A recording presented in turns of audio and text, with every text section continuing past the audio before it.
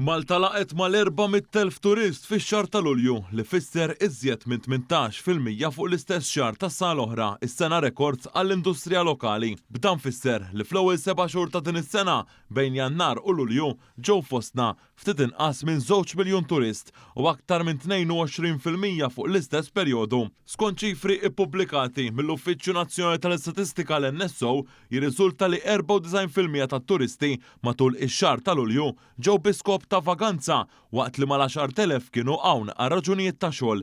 Il-bqija madwar 14,000 kienu hawn biskop edukattiv jew turiżmu reliġjuż jew dak mediku.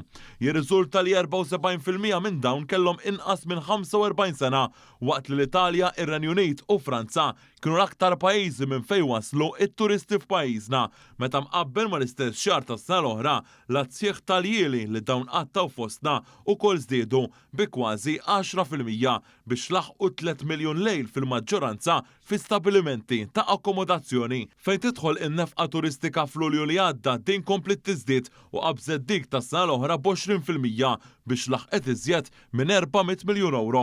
Dawn ir-riżultati mistennija jkomplu jitjiebu hekk kif l-erba' l-Ajruport Internazzjonali ta' Malta irrapporta li fix-xahar ta' Wissu esperjenza il-moviment ta' aktar minn 983,000 passiġġier, l-aktar xahar impenjattiv fl-istorja tiegħu. Dan fisser żieda għall-MIA ta' kważi 12% fil-passiġġieri fuq Awwissu tal-2023 waqt li żdiedu t-titjiriet u l-postijiet disponibbli fuqhom.